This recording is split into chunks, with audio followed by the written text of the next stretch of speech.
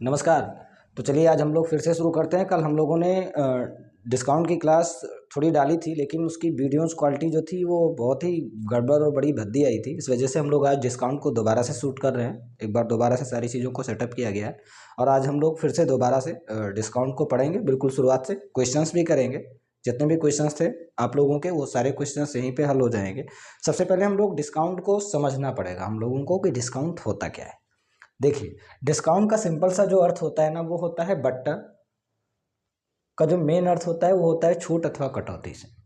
उदाहरण के लिए कि मानिए कि यदि कोई दुकानदार, जैसे हम लोगों ने प्रॉफिट एंड लॉस में क्या पढ़ा था कि हम अपना पैसा देकर जब किसी वस्तु पर राइट्स हासिल करते हैं तो वो वस्तु जो होता है वो हमारा क्रय मूल्य हो जाता है, और जिस पर हम उस वस्तु को बेच देते हैं ना, जो पैसा लेकर के हम उस वस्तु के राइट्स दूसरों को दे देते हैं, वो हमारा जो दुकानदार होता है उसका विक्रय मूल्य हो जाता है।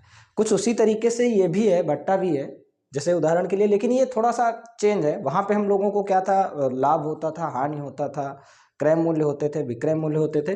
कुछ उसी प्रकार से यहाँ भी चीज़ें आएंगी, लेकिन यहाँ पे हमको विशेषकर कुछ दो तीन चीज़ों के ही बारे में विशेष करके पढ़ना है। तो स्टार्ट करते हैं। सबसे पहले एक उदाहरण देंगे और उदाहरण से समझने का प्रयास करेंगे।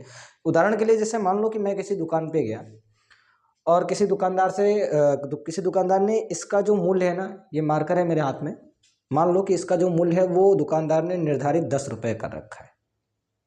उसने क्या कह रखा है कि भाई मैं इस मार्कर को ना 10 रुपये में बेचूंगा, लेकिन मैं एज आ कस्टमर उस दुकानदार के पास गया और मुझको थोड़ा ज़्यादा लगा तो मैंने कहा थोड़ा बहुत उससे छूट वूट ले करके मैंने इस वस्तु को ना 8 रुपये में खरीद लिया। अब ध्यान से देखिए, इस दशा में यहाँ पे हम लोगों को तीन राशियाँ मिलती हैं। सबसे पहली राशि जो होती है वो ये कि दुकानदार ने निर्धारित क्या किया था। ठीक, दुकानदार ने जो इसका मूल्य था ना वो निर्धारित कर रखा था 10 रुपये। मैंने क्या कहा था कि जो दुकानदार खरीद के लाता है ना तो उसका कुछ विक्रय मूल्य निर्धारित करता है, प्रॉफिट एंड लॉस में मैंने पढ़ाया था। तो वही निर्धारित विक्रय मूल्य, ध्यान से समझिएगा यहाँ पे, वही निर्धारित मूल्य जो दुकानदार निर्धारित कर देता है, वही निर्धारित मूल्य जो होता है वो बट्टा में अंकित मूल्य कहलाता है। यानी कि ये जो 10 रुपया उस दुकानदार ने नियत किया था इस वस्तु के लिए, ये 10 रुपया जो होगा वो अंकित मूल्य कहलाएगा। तीन राशियां हम लोगों को मिलने वाली हैं और इन्हीं तीन राशियों से हम लोगों को क्या करना है, पूरा का पूरा बट्टा पढ़ना है। और ये जो 8 रुपये था जिसमें उसने उस वस्तु को बेचा, ठीक, ये विक्रय मूल्य ही रहेगा। जिस वस्तु को हम लोग बेचते थे ना, किसी दूसरे को दे देते थे, वो विक्रय मूल्य हो जाता था। ऐसा हम लोगों ने लाभ हानि में पढ़ा था। तो इस विक्रय मूल्य में कोई चेंजेस नहीं हुआ है, लेकिन ये जो निर्धारित विक्रय मूल्य था ना, इसको हम लोग यहाँ पे क्या कहेंगे, अंकित मूल्य कहेंगे। क्योंकि ये भाई जो निर्धारित विक्रय मूल्य है ना, इसमें तो हम वस्तु को बेच नहीं रहे हैं, वस्तु को तो हम किसी दूसरे प्राइस में बेच रहे हैं, किसी दूसरे मूल्य में बेच रहे हैं। तो जिस मूल्य पर हम किसी वस्तु को बेचते हैं वो विक्रय मूल्य कहलाता है। तो इस दशा में अब की बार जो होगा ना वो ये विक्रय मूल्य कहलाएगा। अब यहाँ पे ध्यान से देखिए, इतने पूरे के पूरे सौदे में भाई उसने निर्धारित रुपए 10 किया, मैं गया, मैंने उससे 8 रुपये में इस वस्तु को खरीद लिया। तो इस दशा में हमको एक राशि और प्राप्त होती है, वही राशि जो होती है ना वो बट्टा कहलाती है। जो निर्धारित विक्रय मूल्य था वो था 10 रुपये, और जो विक्रय मूल्य वास्तविक था, एक्चुअल विक्रय मूल्य जितना पैसा उसको मिला वो है 8 रुपये। तो यहाँ से यहाँ तक आने में कुछ गड़बड़ी है। देखो दोनों चीजें सेम नहीं लग रही हैं, कुछ लग रहा है कि इसमें से कुछ जुड़ा है, घटा है ना। तो मेरे विचार से 10 में से मैं 8 घटाऊं तो कितने की कमी आ रही है, 2 रुपये की कमी आ रही है। और यही 2 रुपया जो होता है ना वही बट्टा कहलाता है। इसी को हम लोग क्या कहते हैं, बट्टा कहते हैं। अब ध्यान से समझते हैं, यहाँ पे हम लोगों को एक फार्मूला भी देखने को मिल रहा है, एक फार्मूला भी निकल करके हम लोगों के सामने आ रहा है। फिलहाल जिसको फार्मूले से करना होगा वो फार्मूले से कीजिएगा, और अगर कॉन्सेप्ट आप समझ लेते हैं तो बहुत ही अच्छी बात है। ये दो देखिए ध्यान से, ये दो कब आया, ये दो तब आया जब हम लोगों ने 10 में से 8 को घटाया। जब 10 में से हमने 8 को घटाया तो हमें क्या मिला, बट्टा मिल गया। यानी कि क्या मैं ये नहीं कह सकता कि बट्टा बराबर जो होता है ना वो अंकित मूल्य, अंकित मूल्य को इंग्लिश में MRP बोलते हैं, अंकित मूल्य माइनस सेलिंग प्राइस, यानी कि विक्रय मूल्य। यानी कि जब हम अंकित मूल्य में से ना विक्रय मूल्य को घटा देते हैं तो हमको क्या प्राप्त हो जाता है, बट्टा प्राप्त हो जाता है। वहां पे आपसे या तो क्रय मूल्य पूछता था प्रॉफिट एंड लॉस में, या फिर विक्रय मूल्य पूछता था, या लाभ पूछ लेता था, या हानि पूछ लेता था। इस डिस्काउंट में डिस्काउंट में आपसे जब भी पूछेगा ना, तो या तो आपसे अंकित मूल्य पूछेगा, या फिर बट्टा पूछेगा, और या फिर विक्रय मूल्य पूछेगा। ये 3 राशियां पूछी जाने वाली हैं आप लोगों से डिस्काउंट में। तो सबसे पहले हम लोग क्या करते हैं, यहाँ पे समझ लेते हैं। एक फार्मूला तो हमको भाई पता चल गया कि यदि बट्टा निकालना होगा तो हम क्या करेंगे कि अंकित मूल्य में से विक्रय मूल्य को घटा देंगे। लेकिन यहाँ पे देखिए कि मैं क्या कर रहा हूँ ना, कि विक्रय मूल्य को हटा दे रहा हूँ। मान लो कि आपको क्वेश्चन ने क्या दिया, कोई 2 राशि क्वेश्चन देगा, तीसरी राशि आपसे ज्ञात करने के लिए कहेगा। तो यहाँ पे 2 राशियां दे दी गई, एक राशि तो दे दिया गया अंकित मूल्य और दूसरी राशि दे दी गई बट्टा। मान लो दुकानदार ने क्या कहा कि क्वेश्चन ने क्या कहा कि अंकित मूल्य जो था ना वो भाई 10 रुपये था, और 2 रुपये बट्टा लेकर के, मैं 2 रुपये का बट्टा दे करके मैंने क्या किया है, वस्तु को बेचा है। तो विक्रय मूल्य बताइए। इस प्रकार से क्वेश्चन पूछेगा। तो उस दशा में जरा ये फार्मूले पे नजर डालिए कि हम लोगों को यदि विक्रय मूल्य ज्ञात करना हो तो एक काम कीजिए कि इस विक्रय मूल्य को इधर ले आइए। ठीक, तो जब इस विक्रय मूल्य को इधर लाएंगे तो विक्रय मूल्य इधर माइनस में है, उधर जाएगा तो प्लस में हो जाएगा। तो विक्रय मूल्य बराबर इधर क्या है, अंकित मूल्य है। अंकित मूल्य को हम लिखा रहने देंगे, और इस ये जो बट्टा इधर लिखा हुआ है ना, बट्टा को उधर ले जाएंगे। तो बट्टा इधर प्लस में था ना, उधर जाएगा तो किस में हो जाएगा, माइनस में हो जाएगा। यानी कि हमारे पास में दूसरा फार्मूला भी, मतलब इसी से व्युत्पन्न जो दूसरा फार्मूला है वो भी मिल गया है। विक्रय मूल्य बराबर अंकित मूल्य माइनस बट्टा। यदि हमें विक्रय मूल्य निकालना है तो हम क्या करेंगे, अंकित मूल्य में से बट्टा घटा देंगे। अंकित मूल्य कितना था, 10 रुपये था। बट्टा कितने का दिया जा रहा है, 2 रुपये का। तो सीधे सीधे हमारे पास में क्या आ गया, 8 आ गया। अब चलते हैं तीसरी राशि की तरफ। एक राशि तो हमारे पास में बट्टा हो गया, दूसरी राशि विक्रय मूल्य, और तीसरी राशि जो थी वो अंकित मूल्य थी। ये लो, मैंने अंकित मूल्य को हटा दिया। अब मान लो कि आपसे क्वेश्चन ने पूछ लिया कि भाई अंकित मूल्य मुझे बताओ कि अंकित मूल्य कितना है। तो देखिए इसके लिए हम क्या करेंगे कि विक्रय मूल्य जहाँ है ना, फार्मूले में ही बदलाव कर रहा हूँ मैं, इसी से समझाने का प्रयास कर रहा हूँ। विक्रय मूल्य जहाँ पे लिखा हुआ है वहीं पे लिखा रहने दीजिए, बट्टा को इधर ले आइए। तो बट्टा उधर माइनस में है, इधर जाएगा तो प्लस में हो जाएगा। यानी विक्रय मूल्य प्लस बट्टा, और यहाँ पे हमारे पास में क्या बच रहा है, अंकित मूल्य। विक्रय मूल्य प्लस बट्टा बराबर क्या हो जाएगा, अंकित मूल्य हो जाएगा। ठीक, यानी कि विक्रय मूल्य हमको कितना दे रहा था, 8 रुपये, और बट्टा कितना था, 2, बराबर अंकित मूल्य। तो 8 और 2 को हम जोड़ेंगे तो कितना आ जाएगा, 10 रुपये। यानी कि हमको पुराना अंकित मूल्य जो होगा ना वो प्राप्त हो जाएगा। ठीक, यहाँ तक की बातें हम लोगों को समझनी थी। तीसरी जो चीज़ थी उसमें एक चीज़ और होती है कि कई बार आप लोगों से ना प्रतिशत पूछ लेता है, तो हम लोग ऐसा करते हैं कि प्रतिशत के बारे में थोड़ा रुक के समझते हैं। पहले इस पर आधारित कुछ एक आध क्वेश्चन कर लेते हैं, है ना, जो कुछ भी आप लोगों को दिया गया, उसके बाद फिर हम लोग बट्टा प्रतिशत पे चलते हैं। ठीक है, तो पहला क्वेश्चन हम लोग यहाँ पे देखेंगे। हमारे पास में कुछ क्वेश्चंस हैं जो कि इसी फार्मूलाज पर आधारित हैं। तो उस क्वेश्चन को हम लोग पहले यहाँ पे करते हैं। देखिए पहला क्वेश्चन जो है हमारे पास में वो ये है कि एक कालीन, इन फार्मूलाज पे आधारित जो क्वेश्चन है उसको मैं पहले करा रहा हूँ, उसके बाद फिर आगे के कॉन्सेप्ट को देखेंगे और फिर उसके बाद उसके क्वेश्चन को करेंगे। पहला क्वेश्चन हमारे पास में है, क्वेश्चन आपके ऊपर स्क्रीन पे आ जाएगा। एक कालीन जो 800 रुपये में बेचा जाता है, लेकिन सीजन कम होने के कारण 700 रुपये में ही बेच दिया गया, तो कह रहा है कि उसका बट्टा प्रतिशत ज्ञात कीजिए। हम लोगों को क्या ज्ञात करना है, बट्टा प्रतिशत ज्ञात करना है। तो एक सेकंड रुक जाइए, मैं आपको बट्टा प्रतिशत वाला भी बता देता हूँ कि हम लोगों को बट्टा प्रतिशत निकालना हो तो कैसे निकालेंगे। देखिए 10 रुपये हमारा अंकित मूल्य था, ठीक, 8 रुपये विक्रय मूल्य था, 10 में से 8 घटाया था तो हम लोगों को बट्टा मिला था। ध्यान से सुनिए, जिस समय हम लोग लाभ और हानि की गणना करते थे प्रतिशत में, तो उस समय मैंने क्या बताया था कि आप जो लाभ होगा ना आपका, वो पूरी तरीके से डिपेंड करेगा क्रय मूल्य के ऊपर।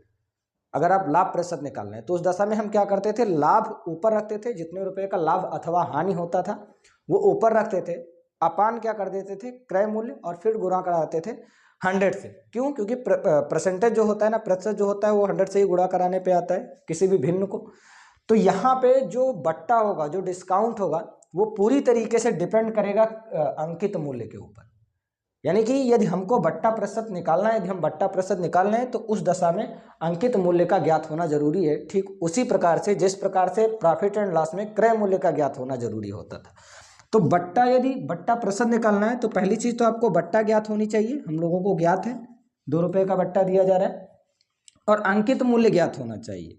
अंकित मूल्य कितना था हमारे पास में, 10 रुपये, और फिर वही पुराना काम हम लोगों को 100 से गुणा कराना है।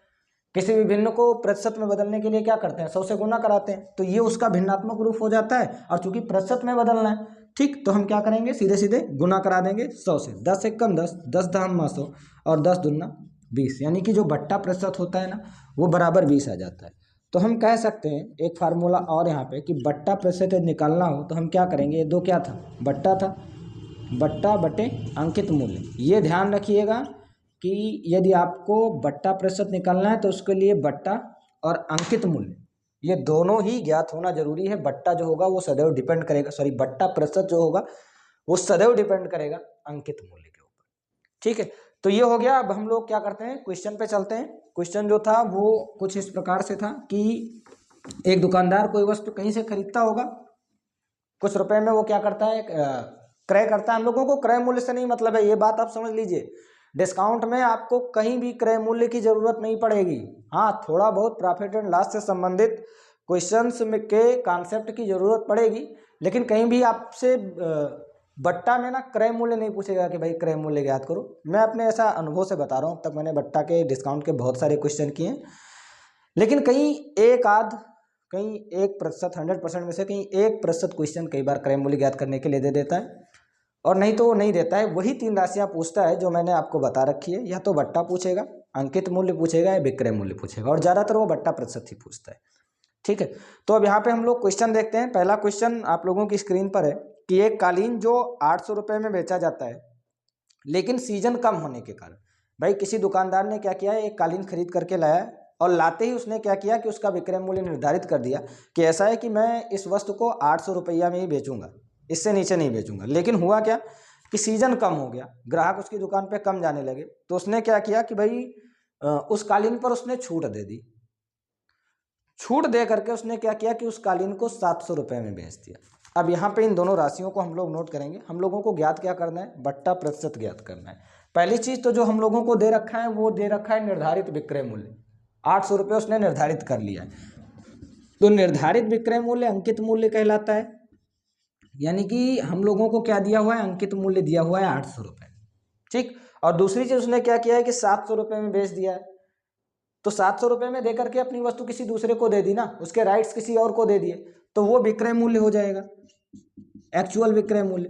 तो विक्रय मूल्य जो था वो कितना है हमारे पास में, 700 रुपया दे रखा है। अब कह रहा है कि बट्टा प्रतिशत ज्ञात कीजिए। अब देखिए भाई, यहाँ से तो आप बट्टा प्रतिशत ज्ञात नहीं कर सकते, कोई सीधा सा फार्मूला है नहीं।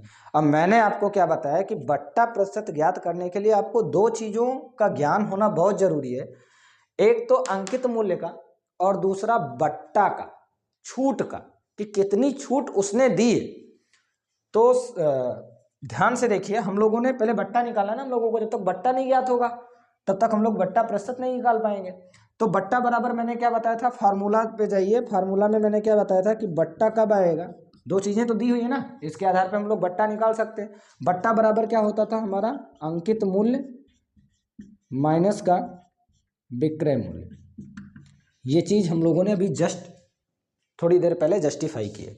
तो अंकित मूल्य हमको दिया हुआ है 800 रुपये, और विक्रय मूल्य कितना दिया हुआ है, 700 रुपये। 800 में से यदि मैं 700 रुपये घटा दूंगा तो हमारे पास में कितना आ जाएगा, 100 रुपये आ जाएगा। ये 100 रुपये क्या है हमारे पास में, बट्टा है। ठीक, अब दूसरी तरफ आते हैं, बट्टा प्रतिशत। बट्टा प्रतिशत बराबर क्या होता है, देखिए ध्यान से। बट्टा प्रतिशत बराबर क्या बताया था मैंने कि बट्टा जो होगा वो सदैव डिपेंड करेगा किसके ऊपर, अंकित मूल्य के ऊपर। ठीक, बट्टा प्रतिशत बराबर होता है बट्टा बटे अंकित मूल्य गुना 100। तो बट्टा हमको क्या दे रहा है, 100 रुपये, बट्टा लिख दीजिए। अंकित मूल्य कितना था वस्तु का, 800 रुपये, 100 बटे 800, और इसको हम गुना करा देंगे किससे, सीधे सीधे 100 से। ठीक, 00 से 00 इसका कट जाएगा। ठीक, और ये देखिए 4 दूनी 8 और 4 25 ही है, 100 ये कट जाएगा, यानी कि हमारे पास में कितना आ गया, 25 बटे 2%। इसको यदि हम मिश्रित भिन्न में लिखेंगे तो क्या लिखेंगे, 2 बरहियाँ 24, 2 बरहियाँ 24 और 1 शेष, 24 और 1 25, 12 से ही 1 बटे 2%, यानी 12.5% का उसने क्या किया है, बट्टा दिया है आप लोग। ठीक है, ये क्वेश्चन आप लोग नोट कर लीजिए, आपका पहला क्वेश्चन था। इसी आधार पे हम लोग एक क्वेश्चन और करेंगे, उसके बाद फिर आगे के फार्मूलाज को हम लोग क्या करेंगे, डिस्क्राइब करते हुए चलेंगे। ठीक है, इसको नोट कीजिए। तो चलिए अगले क्वेश्चन पे चलते हैं। अगला क्वेश्चन हमारे पास में कह रहा है कि एक टीवी का अंकित मूल्य 5,080 रुपये। एक टीवी है, उसका अंकित मूल्य 5,080 रुपये। त्योहार के कारण इसे क्या किया जाता है, 4,318 रुपये में बेच दिया जाता है। तो कह रहा है कि बट्टा प्रतिशत ज्ञात कीजिए। ठीक, वही चीज ज्ञात करनी है जो हम लोगों ने यहाँ पे ज्ञात करी है। तो मैं इस क्वेश्चन को हटा देता हूँ।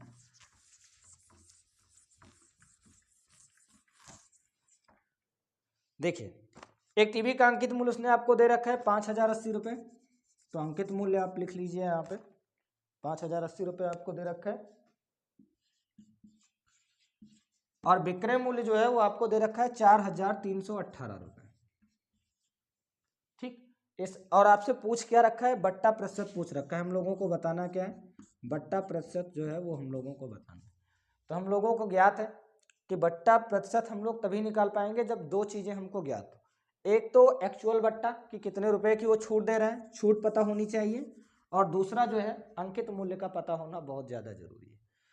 तो बट्टा तो नहीं दे रखा है ना, अंकित मूल्य दे रखा है, लेकिन हम लोगों को बट्टा निकालना पड़ेगा ना। और इन दोनों राशियों से मैंने क्या कहा था, अंकित मूल्य और विक्रय मूल्य से हम लोग क्या कर सकते हैं, बट्टा निकाल सकते हैं। हम लोगों को पता है कि बट्टा बराबर होता है अंकित मूल्य माइनस का विक्रय मूल्य। यानी कि जब हम अंकित मूल्य में से विक्रय मूल्य को घटा देते हैं तो हमारे पास में बट्टा निकल के आ जाता है। तो अंकित मूल्य था हमारे पास में 5,080 रुपये और विक्रय मूल्य कितना था, 4,318। तो घटा दीजिए जल्दी से। देखो 10 में से 8 जाएगा तो हमारे पास में 2 बचेगा, 7 में से 1 जाएगा तो 6 बच जाएगा, और यहाँ 10 में से 3 जाएगा तो 7 बचेगा, और यहाँ पे तो कुछ बचा नहीं, 4 में से 4 चला जाएगा, 0 हो जाएगा। 762 रुपये उसने क्या कर दिए हैं, छोड़ दिए। ठीक, बट्टा जो है वो बराबर हो गया कितने के, 762 रुपये के। बट्टा जो था एक्चुअल बट्टा, एक्चुअल छूट जो थी वो आ गई हमारे पास में 762 रुपये। अब हम लोग आ जाते हैं बट्टा प्रतिशत पर। बट्टा प्रतिशत बराबर क्या होता है हमारे पास में, बट्टा बटे अंकित मूल्य इंटू 100। प्रतिशत में निकालने के लिए, प्रतिशत में कन्वर्ट करने के लिए हम क्या करते हैं, बट्टा बटा अंकित मूल्य को गुना करा देते हैं 100 से। तो बट्टा है हमारे पास में 762 रुपये। ठीक, और अंकित मूल्य हमको कितना दे रहा है, 5,080 रुपये, और इसको गुना करा देंगे किससे, 100 से। ठीक, क्योंकि हमें प्रतिशत में बदलना है। 0 से 0 कट जाएगा। ठीक, अब शेष चीज़ों को हम लोग देखिए कैसे काटेंगे। एक काम कीजिए, सबसे पहले तो 2 से काट लीजिए ताकि ये भी कट जाए हमारे पास में। 4 से कटेगा क्या, 4 एकम 4, 4 दूनी 8 और 4 सत्ते 28। ये भी 4 से कट रहा है, 4 एकम 4, 4 9 36, नहीं कटेगा। एक काम कीजिए, 2 से काटिए इसको। ठीक, 2 दूनी 4, 2 पंचे 10 और 2 चौके 8। ठीक, छोटा छोटा काटेंगे। 2 तेई 6, 2 अट्ठे 16 और 2 एकम 2, ये कट गया। अभी देखिए क्या और भी 2 से कट सकता है, हाँ एक बार और कट जाएगा। देखिए 2 एकम 2, 2 दूनी 4 और 2 सत्ते 14, और ये 2 पंचे 10, कट गया। अब और देख लीजिए कि क्या किसी से कटेगा, नहीं कटेगा। इतना ही आ जाएगा। हम लोगों को क्या करना पड़ेगा, इतने को ही हल करना पड़ेगा। तो हमारे पास में देखिए क्या बच रहा है, 381 गुना 5 बटा 127। एक सेकेंड, 127 हल कीजिए। 5 एकम 5, 5 अट्ठे 40 के 0 हासिल आ जाएगा, 4 5 15 और 4 1905 बटे 127। ठीक, इसको हम लोगों को हल करना पड़ेगा। तो हल कैसे करेंगे, 127 से भाग दे दीजिए आप 1905 रुपये। ले जाइए, कितनी बार जाएगा ये, 3 दूनी 6, 3 एकम 3 ज़्यादा हो जाएगा। एक काम कीजिए, इसको एक बार ले जाइए। ठीक, एक बार ले जाओगे 127 एकम 127, 10 में से 7 जाएगा तो 3 दशमलव तक हम काटेंगे इसको। 10 में से 7 जाएगा तो 3 बचेगा हमारे पास में, और 8 में से 2 चला जाएगा तो 6 बच जाएगा, और ये 635 हमारे पास में आ जाएगा। दोबारा से देख लेते हैं इसको। 5 बार ले जाएंगे, 5 सत्ते 35 के 5 हासिल आ गया 2, 5 दूनी 10 3 13 के 3 हासिल आ गया 1, 5 एकम 5 और 1 6, 635 पूरा पूरा कट गया। ठीक, यानी कि 127 पंद्रहिया में कितना हो जाएगा, 1905 हो जाएगा। यानी कि जो उत्तर है हमारे पास में वो कितना आ जाएगा, 15% आ जाएगा। ठीक है, यही हमारा आंसर आ जाएगा। तो ये था हमारा, ये 2 क्वेश्चन जो थे आधारित थे पूरी तरीके से इन्हीं सारे फार्मूलाज पे। अब हम चलते हैं थोड़ा सा आगे के विषय में, और वहाँ भी पढ़ेंगे, वहाँ पे भी कुछ फार्मूला ही है जो कि आप लोगों की किताबों में दिया गया है। बाकी मैं तो बेसिक तरीके से फार्मूला कभी बताता नहीं हूँ, लेकिन जो कि आपकी किताब में फार्मूला है तो कुछ जिनको लगेगा कि उनको फार्मूले की ज़रूरत है वो फार्मूले से कर लेंगे, जिनको लगेगा कि वैकल्पिक विधि से लगेगा वो वैकल्पिक विधि से लगा देंगे, और जिनको लगेगा कि वो मेरे तरीके से कर ले जाएंगे तो कोई बात नहीं, मैं भी अपना तरीका यहाँ पे आज आप लोगों को क्लियर कर दूंगा। यानी कि पूरे के पूरे 3 तरीके आप लोगों को यहाँ पे मिलने वाले हैं। एक तो आपके फार्मूला वाला तरीका, दूसरा वैकल्पिक विधि, और तीसरा जो है वो मेरा खुद का तरीका क्या है वो भी मैं आप लोगों को आज बता दूंगा। लेकिन उससे पहले हम लोग क्या करेंगे, डिस्क्राइब करेंगे थोड़ा सा फार्मूला को। जिस प्रकार से हम लोगों ने वहाँ क्रय मूल्य और विक्रय मूल्य सीधे प्रतिशत से, ध्यान से समझिए, सीधे प्रतिशत से आप लोगों ने पिछले चैप्टर प्रॉफिट एंड लॉस में सीधे प्रतिशत से क्रय मूल्य और विक्रय मूल्य निकालना देखा होगा कि कई बार क्या करता है कि क्वेश्चन अंकित मूल्य दे देगा, सॉरी एक सेकंड में आपको प्रॉफिट लॉस से समझाता हूँ, अंकित मूल्य से थोड़ा कम समझ में आएगा। कई बार वहाँ पे क्वेश्चन क्या देता था कि आपको विक्रय मूल्य दे देता था कि किसी वस्तु को इतने रुपए में इतने प्रतिशत का लाभ लेकर के इतने रुपए में बेचा गया, देता था नहीं कि किसी वस्तु पर 25% का लाभ लेकर के 625 रुपये में बेच दिया गया, तो वस्तु का क्रय मूल्य ज्ञात कीजिए। यानी सीधे प्रतिशत से आप लोगों को क्या करना होता था, क्रय मूल्य विक्रय मूल्य ज्ञात करना होता था। तो यहाँ पे भी वो आपको बट्टा प्रतिशत देगा। उदाहरण के लिए आपको क्वेश्चन दे देगा कि किसी वस्तु को ना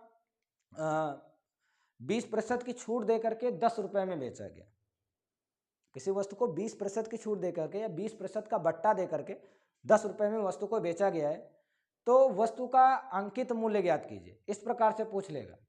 या बोल देगा कि 10 रुपया अंकित मूल्य वाली वस्तु पर 20% का बट्टा दिया जा रहा है, ठीक, तो वस्तु का विक्रय मूल्य ज्ञात कीजिए, इस तरीके का क्वेश्चन आपको दे देगा।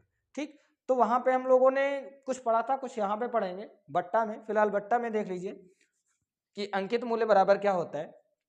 पहले विक्रय मूल्य बराबर देखते हैं। विक्रय मूल्य बराबर होता है हम लोगों के पास में 100 माइनस बट्टा 100 गुना अंकित मूल्य। यानी कि यदि हम लोगों को अंकित मूल्य दे रखा है और बट्टा, एक सेकंड, ये बट्टा नहीं होगा, बट्टा प्रतिशत होगा, ठीक है, एक सेकंड, ये बट्टा प्रतिशत होगा हम लोगों के पास में, ठीक है बच्चा। 100 माइनस बट्टा प्रतिशत बट्टा 100 गुना अंकित मूल्य। यदि विक्रय मूल्य पूछ रहा है उस दशा में, यदि आपको बट्टा प्रतिशत दे रखा है और अंकित मूल्य दे रखा है, ये दो राशियां दे रखी हैं, और आपसे विक्रय मूल्य पूछ रहा है, तो आप ये फार्मूला लगाओगे सीधे सीधे, आपको क्या मिल जाएगा, प्राप्त हो जाएगा, विक्रय मूल्य प्राप्त हो जाएगा। दूसरी तरफ अब आ जाइए, एक बार जरा अंकित मूल्य देख लेते हैं कि अंकित मूल्य बराबर क्या होगा। तो अंकित मूल्य बराबर आप देख लीजिए, एक काम कीजिए, अंकित मूल्य को इधर ही रहने दीजिए, ध्यान से समझ लीजिए, इसी फार्मूले से बता दे रहा हूँ, क्या फालतू में 4-6 फार्मूले को बताऊँ। अंकित मूल्य को इधर ही रहने दीजिए, तो उधर ही रहने दीजिए का मतलब ये है कि मैं इधर लिखे ले रहा हूँ थोड़ा सा, ठीक, इधर उधर अंकित मूल्य को यहीं पे रहने देंगे, और ये पूरी की पूरी भिन्न को उठा करके इधर ले आएंगे। तो ये पूरी की पूरी भिन्न इधर गुना कर रही है, इधर आएगी तो पलट जाएगी। इधर क्या बचा, जब अंकित मूल्य को उधर छोड़ दिया तो इधर क्या है हमारे पास में, विक्रय मूल्य है, और ये पूरी की पूरी भिन्न इधर आ जाएगी। तो ये पूरी की पूरी भिन्न जब इधर आएगी तो इधर आकर के पलट जाएगी, हम लोगों ने पढ़ रखा है परिमेय संख्याओं में। तो ये भिन्न पलट जाएगी, तो क्या हो जाएगा, 100/100 माइनस का बट्टा प्रतिशत। बस ये दो चीजें हम लोगों को समझनी थी, यही दो फार्मूलाज हैं। यानी कि टोटल मिलाकर के आपके पास में कितने फार्मूला हो गए, एक वहां पे, एक प्रतिशत वाला, और दो यहाँ पे, यानी कि टोटल 4 फार्मूले में आपका ये डिस्काउंट जो है वो खत्म हो जाएगा।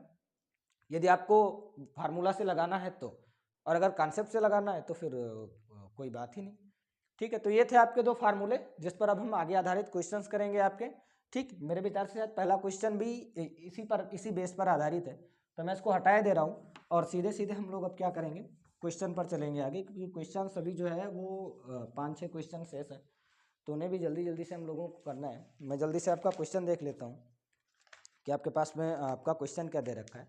कह रहा है कि एक कैलकुलेटर का अंकित मूल्य 1200 रुपये, ठीक। दुकानदार ने 8% का बट्टा दिया और बट्टा दे करके इस वस्तु को बेच दिया, यानी कैलकुलेटर को बेच दिया, तो इसका विक्रय मूल्य ज्ञात कीजिए। दो चीजें दे रखा है आपको ना, मैंने क्या कहा था कि दो चीजें आपको देगा और कोई तीसरी चीज पूछेगा, और वो जो दूसरी चीज देगा ना वो प्रतिशत के साथ में देगा। अंकित मूल्य यहाँ पे उसने कैलकुलेटर का कितना दिया है, 1200 रुपये। यहाँ पे आप चाहो तो लिख लीजिए, कैलकुलेटर का अंकित मूल्य जो है वो बराबर दिया है 1200 रुपये, और छूट आपको दे रहा है 8%, यानी बट्टा जो है वो आपको कितना दे रहा है, 8% का बट्टा बराबर हमारे पास में कितना है, 8%। 3 तरीके मैं आपको इस क्वेश्चन का बताने वाला हूँ, आपको जो समझ में आएगा आप वो लगा लीजिएगा। ठीक, पहला जो तरीका है जो हम लोगों ने फार्मूला से सीखा है उसका यूज करते हैं। फार्मूला में हमने क्या सीखा था, यानी कि तुमसे विक्रय मूल्य पूछ रहा है ना, 2 चीजें दे रखा है आपको, यहाँ पे आपसे विक्रय मूल्य पूछ रहा है कि भाई कैलकुलेटर का अंकित मूल्य 1200 रुपये था, 8% का उसने बट्टा दिया है, तो विक्रय मूल्य ज्ञात कीजिए। अब जरा फार्मूले पे आइए, फार्मूला क्या कहता था हमारा कि विक्रय मूल्य जो होता है वो बराबर होता है किसके, 100 माइनस बट्टा प्रतिशत बटा 100 इंटू अंकित मूल्य के। ठीक, तो हम लोग वही लगा देंगे सीधे सीधे फार्मूला। 100 माइनस बट्टा प्रतिशत कितना दे रहा है आपको, 8% का, तो 100 माइनस का 8% कर देंगे बटा 100 गुना अंकित मूल्य कितना दे रहा है भाई, 1200 रुपये दे रहा है, तो 1200 लिख लीजिए। ये 2 जीरो से 2 जीरो भाई पहले कैंसिल कर दो, तो अपने पास में देखो क्या बच जाएगा, 100 में से 8 घटाओगे तो कितना आएगा, 92। 92 तो आएगा 100 में से 8 घटाने पे, और इसको गुना कराएंगे 12 से, तो अब देखिए 12 दूना 24 के 4 हासिल आ गया, तो 12 9 108 और 2 110, यानी कि जो विक्रय मूल्य था वो कितना आ गया, 1104 रुपये आ गया। कैलकुलेटर का विक्रय मूल्य जो था वो कितना है, 1104 रुपये।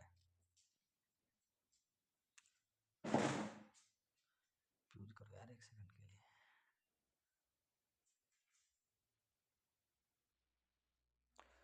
तो चलिए, मेरे विचार से ये आप लोगों ने लिख लिया होगा, तो मैं क्या करता हूँ आपको वैकल्पिक तरीका बता देता हूँ इस क्वेश्चन का, कि इस क्वेश्चन का वैकल्पिक तरीका क्या होगा। यही एक क्वेश्चन करेंगे, क्वेश्चन करने के बाद में बंद कर देंगे, क्योंकि टाइम बहुत ज़्यादा हो रहा है, रात को 12:30 बज रहे हैं, हम लोग 12:30 बजे के आसपास वीडियो को शूट कर रहे हैं। तो आइए वैकल्पिक तरीके की तरफ हम लोग चलते हैं कि वैकल्पिक तरीका हमारे पास में क्या था। ठीक, सीधे सीधे क्या करना है कि हम लोगों को ना 1200 में 8% का बट्टा कह रहा है देने के लिए ना, तो मैं क्या करूँगा कि 1200 का 8% निकाल लूँगा। 1200 का 8% कितना होता है, 00 से 00 कट जाएगा, 12 अट्ठे हमारे पास में कितना आ जाएगा, 96 रुपये आ जाएगा। ये हमारा क्या आ गया है, ये हमारे पास जो 96 है ना, वो बट्टा आ गया है, छूट आ गया, यानी एक्चुअल छूट जो है ना वो 96 रुपये की है। अब मेरे विचार से आपका दिमाग काम कर गया होगा कि मैं भी करने वाला क्या हूँ। आपको एक्चुअल छूट मिल गई ना, तो आप कुछ भी निकाल सकते हो, यानी विक्रय मूल्य बड़ी आसानी से आप निकाल सकते हो, क्योंकि हम लोगों ने पढ़ रखा है ना कि विक्रय मूल्य बराबर क्या होता है भाई,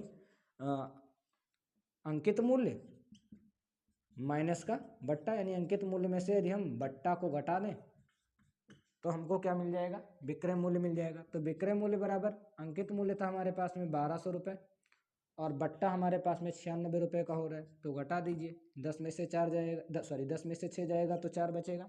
ठीक, और 9 में से 9 चला जाएगा तो 0 बचेगा, और ये हमारे पास में 11 सीधे सीधे आ जाएगा, यानी 1104 रुपये जो है वो हमारा विक्रय मूल्य हो जाता है। ठीक, ये था वैकल्पिक तरीका आपका। तीसरे तरीके की तरफ चलते हैं, जो मेरा अपना खुद का तरीका है, वो आप ध्यान से समझिए। उसमें आपको समझना है, लगाना नहीं है आपको। ठीक, वो सिर्फ समझ लेना है आपको, लगाना क्या थोड़ा सा देखना है बस। देखिए, ध्यान से देखिए, कैलकुलेटर का अंकित मूल्य 1200 रुपये, बट्टा जो है वो 8% का दे रहा है। अच्छा, अब आप एक बात बताइए, यदि वो बट्टा वट्टा कुछ ना देता, पूरे के पूरे 1200 रुपये में ही बेच देता वस्तु को, तो पूरे के पूरे 100% में बेचता, यानी जितना उसने मूल्य अंकित किया था उस अंकित मूल्य के 100% पे बेच देता। ठीक, यदि 1% का बट्टा नहीं देता तो। लेकिन उसने क्या किया है कि 8% का बट्टा दे दिया है, तो 100% पे बेचता तो 1200 प्राप्त होता ना, लेकिन 100% पे नहीं बेचा, 100% में 8% घटा दिया, यानी कि 92% में बेचा। इतना ताम झाम करने की क्या जरूरत है भाई, 1200 का सीधे सीधे 92% में निकाल लेता हूँ, तो 00 से 00 कट जाएगा, 12 दूना 24 के 4 हासिल आ जाएगा 2, 12 9 108 और 2 कितना हो जाएगा, 110 आ जाएगा। 1104 रुपये हमारे पास में विक्रय मूल्य हो जाएगा। ठीक है, तो बस आज यहीं पे 3 क्वेश्चन करके समाप्त करते हैं। बाकी कल जो 4-5 क्वेश्चन बचे हैं ना, वो जल्दी जल्दी में हो जाएंगे कल। फिलहाल कोई दिक्कत नहीं है, आपको कॉन्सेप्ट समझाना ही मेन मोटिव था। ठीक है, तो बस अब इस क्लास को यहीं पे आज ख़त्म करते हैं, टाइम भी बहुत ज़्यादा हो गया है।